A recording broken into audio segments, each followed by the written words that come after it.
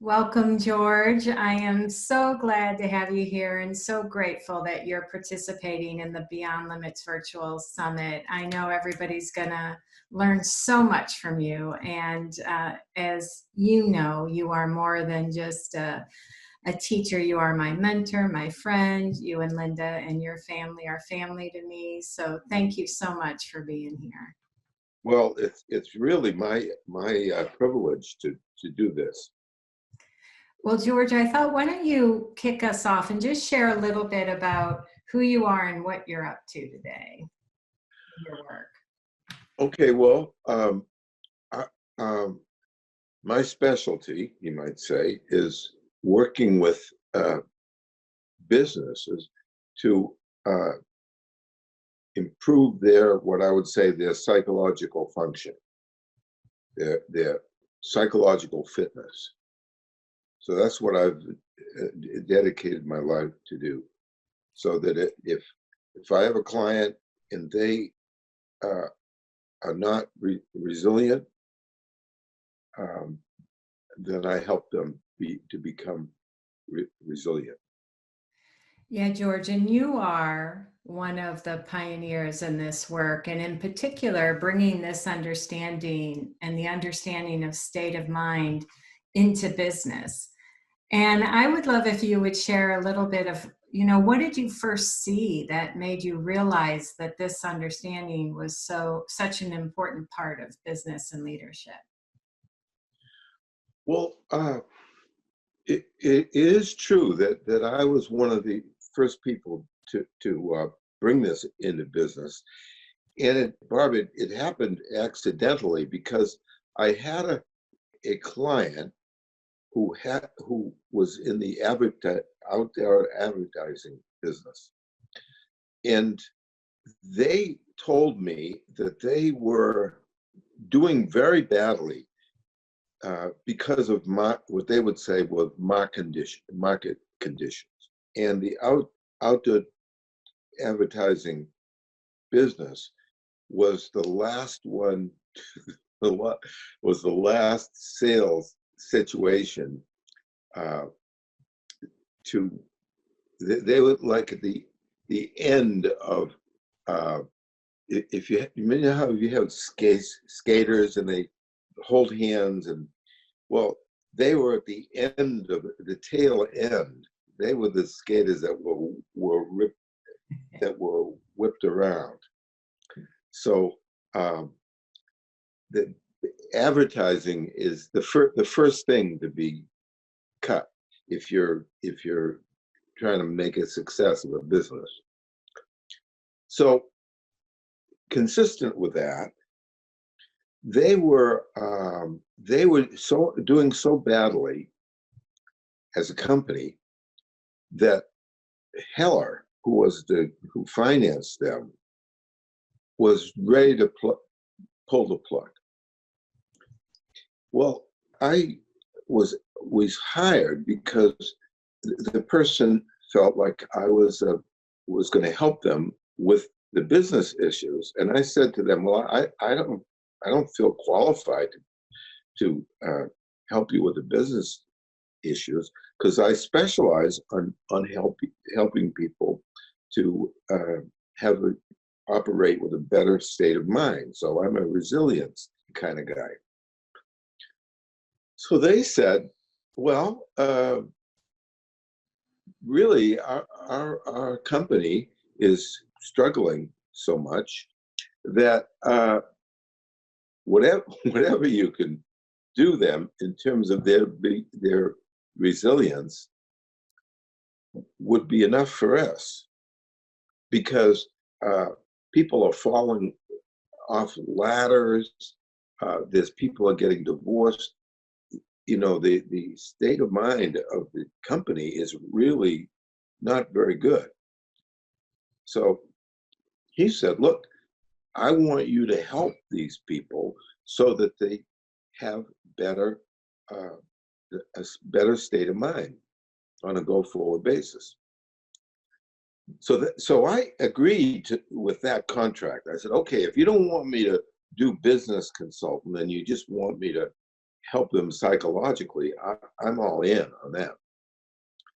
So, so I was talking to the boss. The boss was the guy who hired me, and I said, "Well, what I want you to do is to bring the team to where I am in Lacona, Washington, and I'll help them as best I can."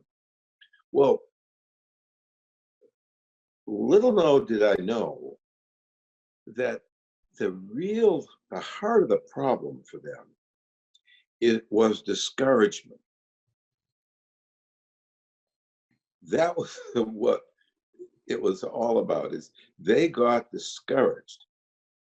And as they got discouraged, their performance went down. They became very needy. So it was hard to get their spirits up. Then the next thing you could see that they weren't putting the hours. They were going home early, and so that was a problem. So it all went downhill from there. So the core problem was they were very disheartened and very discouraged, and then from there took things to the worst. So I thought, well, I can help them with discouragement. So I did the program with them. It raised their spirits on a go-forward basis, and they were very grateful, and it looked like it was working out really well. Well, I was not aware at the time that how the program I did, how much that was a game changer for them. Because what happened is they wanted to understand what happened to, how come their psychological functioning improved so much. So they had discussions as a team, and what they concluded was they were discouragement proof.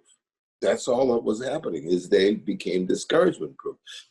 And one of the general managers says to me, George, if this bad market lasts for another quarter, we'll have it made. And I said, well, how do you figure that? And he said, well, because other people aren't making sales calls, but our people are discouragement proof, so they're making calls to other people's clients. So if we keep doing that, we're going to really do great when the market turns around. Yeah, I didn't know that was what their thinking was. So it took me like 3 months to understand what their logic was. But when I saw the logic, I said to them, well, if the problem is that people are disheartened and discouraged, I can help them that way. I can help them with that. And I had no idea the impact that would have on the company. I honestly was shocked that the company was benefited so much. But it shouldn't have been a shock to me, because well-being and resilience and creativity, all the things that was going to move the needle for them, were all benefited by their improved psychological functioning. So it was like I was benefiting 5 different aspects of being a businessman at one time. So people were becoming more resilient. They were more patient. Um, they were more creative. It was all happening at one time. It was at one stroke. All of a sudden, those things all improved. So I concluded from that there was a huge business application for what I was learning. And I actually decided I'm just going to specialize in working with businesses. There was certainly a market for working with businesses. So that's my story, Bob. That's how I got into this. Well, and now we know 35 years later, you have hundreds of those kinds of stories. But I really love what you're pointing to here, because it just makes sense. If we can be discouragement proof, if we can access more of our resiliency, we just keep moving. So we get a no, we keep moving, or an idea doesn't quite work out, we keep moving. It's a way that helps us keep bouncing back. I love that. And I'm curious, George, can you speak a minute or so to what did you show them that improved their psychological functioning and help them be discouragement proof? What did you show them? Well, what I showed them that really affected them is I said to them, look, you have to see discouragement, state of mind, well-being. You have to see that as a variable, but the most important variable in business. So you have to see that your state of mind, your well-being, how I said it, all the different ways, all your creativity, that's all one thing. In other words, that's if you can move the dial for that variable, it's going to make a huge difference in your business. So I saw that what was going on in people's minds was the heart of what needed to be improved. That was it. You improve what happens in people's minds with their thoughts. You don't have to really prove anything else. Everything else will be affected by that. And so what would you say to a business person or a salesperson that's saying, well, yeah, but sometimes I just get bogged down, or I feel pressure and the stakes are high, and and I just worry a lot. What would you say to someone? Well,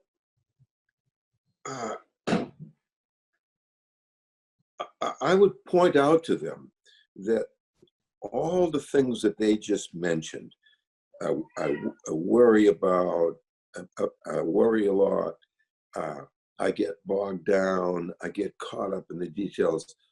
All of those are psychological functioning issues. And if you even look in the direction of improved psychological functioning, all those things, you're looking at all those things. So those are the reason that people struggle with their psychological functioning, is because of those issues. Those things are on their mind. Okay, so if you raise people's level of psychological functioning, all of those things improve all at once. See, so you don't have to improve each of them. You just have to generally improve their psychological functioning, on a go-forward basis, and everything else will take care of itself. That's what I didn't know. I didn't know that that was the case. And I thought, do you mean I don't have to address creativity by itself? I don't have to address resilience. I don't have to address people tend to get into the weeds. I saw that all those things were one thing that improved when you were using your mind in a better fashion. Yeah, I remember, George, when I first came up to La Conner, and you said to me, only after being around me for a few days, you're pretty astute, right? And you called me over and you said, Linda and I want to do right by you. And, we have some feedback. And I was like, okay. And you said to me, you said, how do you do with boredom? And I kind of laughed and I said, I hate boredom. And you laughed back and you said, yeah, I'm not surprised to hear that. And you said to me, I don't think you realize how busy your mind is, and that your boredom is a function of a busy, distracted, activated mind. And what you said to me in that moment was, I know you have impact in your work, but there's so much more on offer. If you can learn to be more oriented to the world and a slower mind, a quieter mind than you are to all of your thinking. And I know a lot of people relate to that. And I'm wondering, can you speak a little bit more to like this busy mind idea, George? Oh, sure.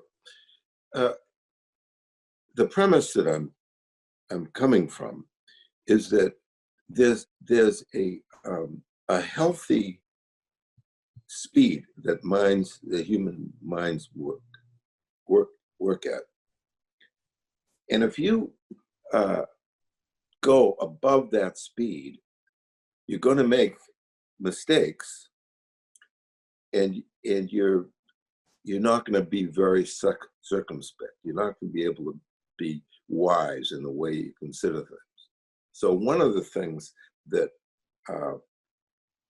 happens to people is if their minds get too busy, it really makes it difficult, because it looks like the world is going faster for them, and that looks like the problem is I got to keep up with the world. But if you are able to slow your mind down, you'll see that it's just an illusion. The fact that that your mind is going so fast is just an illusion. Now, the way people see that in real time is they go on vacation. And the last thing they want to do when they're vacation is think about business stuff. So they say, I'm not thinking do any business stuff. I'm just not doing it. So they don't think about business ideas. And then all of a sudden they start getting business ideas, great business, excellent business ideas. Even though they didn't want to do that, it just came to mind. And that's the way the mind works, is insights come to mind, okay, on their own. Well, all of a sudden, they realize, and this happens to just about everybody that is in a position to rest their mind while they're on vacation. They realize that a big percentage of the things that they were concerned about had very profound thinking in the wings that was going to have an impact on their work. So they're saying, gee, I got to find a much better solution for this particular problem here. And then they get an insight that gives them that solution. And all of a sudden, they're working much more leveraged than they realize. And then, you know, to take the story to the next implication, they realize that they're getting bogged down again. So that's why consultants who come in are brought in, and they'll say, "Oh well, here's the problem here," and the consultant can easily see how the business is getting bogged down. So then they hire the consultant and they say, "Well, listen, you're good. We're going to hire you." As soon as they hire them, their efficiency goes way down. They don't understand it. How come they were so good problem solvers until I hired them, and then all of a sudden they're not so good? Well, it's because as soon as your mind gets overactive, it gets very inefficient. And that's why you would say, yeah, I wish I wasn't so bogged down. Yeah, I can see in both of those examples, you're really coming back to what you said, like part of the psychological fitness or the healthy psychological functioning is that, you know, we don't get bogged down by thought. And when we don't get bogged down by thought, then we're more resilient. As you said, we're more creative, we're smarter, you know, we're more efficient. Is that fair to say what you're saying, George? And that's all happens at once. That's the beauty of it. So if a person takes their game to another level, that's another set of takes their psychological fitness game to another level on a go-forward basis, everything improves. They get more creative. They don't get bogged down as easily. They're resistant to being bogged down. They are more resilient. They don't take things personally that they would normally take personally. Everything improves. All at once, everything improves. Yeah, it's probably one of the most counterintuitive things for me based on where I came from and all my training was to realize in a freer, more present, open mind, I was way more resourceful and creative and fulfilled and resilient. Where before it was like, you know, it looked like I had to hold on to a lot of things. I had to think things through. I had to, you know, think about the future, you know, all kinds of things I was doing with my mind that were invisible or I thought were required to be successful. And you kind of threw that upside down for me in a really nice way. Well, I don't think that people really appreciate how close they are to having a healthy mind and having a mind that's very resourceful and very resilient. It really only takes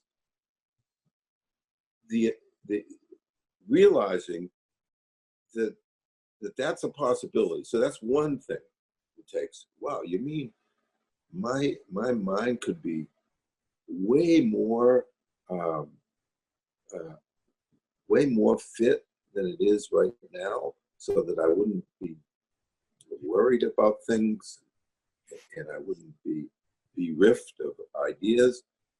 So that's the first step, is to say, wow, that's uh, good news, that that's something, part of the human potential, that we have a mind that has this capability.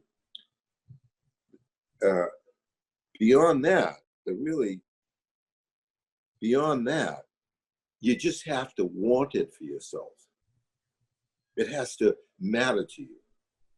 So if it doesn't matter to you, then going in that direction is not going to make any sense to you. So what it would look if a person mattered to someone, it would be, my word, I can't believe how bogged down I am, and how my organization is suffering from the fact that it's gotten really bogged down. And this is the most important thing for me to take my game at another level. And that's what all it would take, is a person saying, I want for that for self, and then they would just learn what it takes to take their game to another level. Well, George, as you know, we're doing this interview in the midst of the global pandemic, and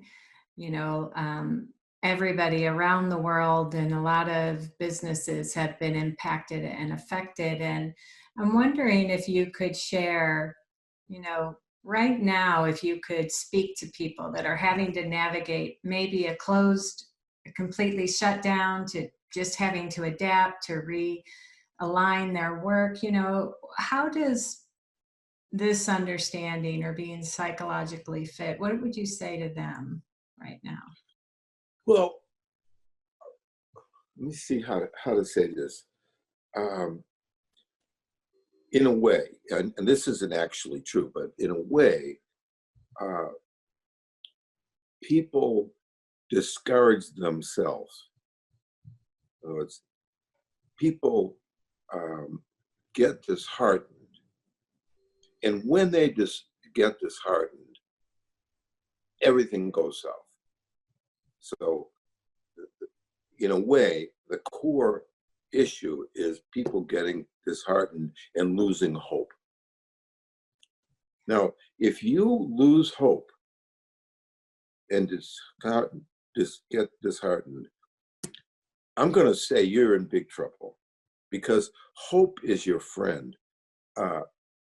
And if you have hope, you have insights, and opportunities will occur to you. So you don't know what direction they'll come from, but anybody that's able to have hope and not discouraged, not getting disheartened, they'll see that they will have new thoughts. And those thoughts are better than what they used to think. You see, so when people get disheartened and hopeless, their thinking gets so repetitious that they really can't get out of their own way. Okay, now you put hope in the mix, and all of a sudden, people's psychological functioning takes a jump,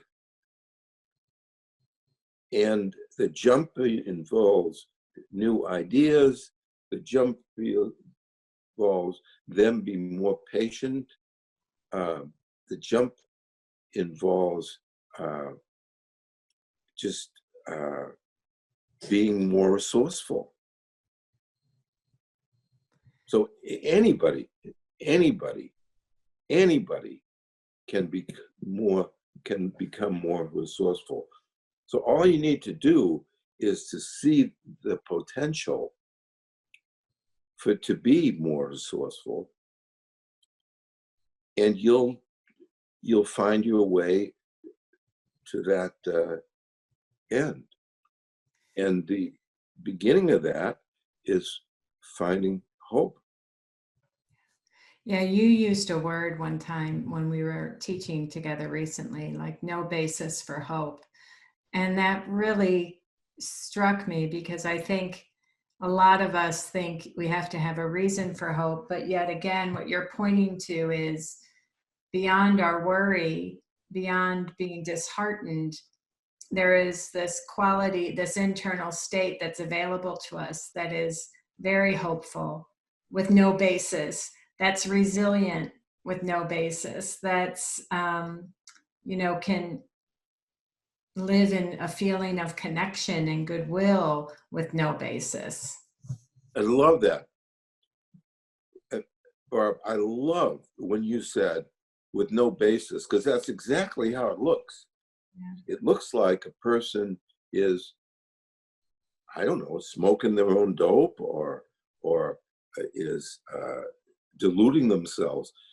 So when people get hope, it's a game changer. And anybody is going to change, is going to see a game changer if they have hope. See, it's a, you might say it's spiritual in a way. In other words, there's no basis for it. So a person would look at a situation and say, well, there's no basis for optimism here. But the hope is the basis. Yeah. Yeah. Well, and it really points to the potential that each of us has, regardless of circumstance, to live in the feeling of that hope and that potential for ourselves and for, whatever's on our plate, right? Yeah, absolutely. And the thing is, if you look at young kids, they always have hope. They never lose hope. And then they're kind of taught to be so-called realistic. And then when they start getting so-called realistic, it's at the expense of hope. So it's really, if you look at young kids, they're just the most hopeful. They have so many ideas and they see so many possibilities. And then if you go interview them when they're bogged down, you'd say, well, what happened to this person? What happened to their hope? So even when they have a new job, everybody is more hopeful when they have a new job, and the hope really helps them. It helps them big time. Yeah. Then they're in that job for a while, and they get their hope starts to go down, and all hope is seeing possibilities, Barb. That's all it is if a person looks through their eyeballs and they see possibilities, those possibilities are going to feed their soul. Those possibilities are going to nourish them. It's like a meal of possibilities. You lose that capacity, that's not good. If you don't respect the capacity of people to have new thoughts and to have hope, the hope really does something for people. It opens their eyes. It's just a wonderful thing. Yeah. Well, George, I know we're coming towards the end of our time, and I absolutely love where we're kind of closing here around hope, especially now, at all times, right? But Oh, especially now. But I want to give you a chance before we end. Is there anything else that you'd like to say or share before we end our time today? well, yeah, I would like to suggest to people that they could take their psychological game to another level, and it would look like they had more creativity. It would look like um, they were more hopeful. They would see more possibilities, and that's built into human beings. That's innate to us. And once a person sees that that's innate to us, that we have that capacity, uh, that's really half the battle there. Yeah, it's as you said, that's the doorway or the gateway to possibility, right? Yeah. Yeah. Well, George, thank you so much. I so appreciate you taking time to be with everyone today and to share your insights and your wisdom. I know it's made such a big difference in my life, and I know it will to everyone listening. Oh, well, thank you, Barb. I'm certainly glad to do that. And I appreciate the opportunity to talk to people.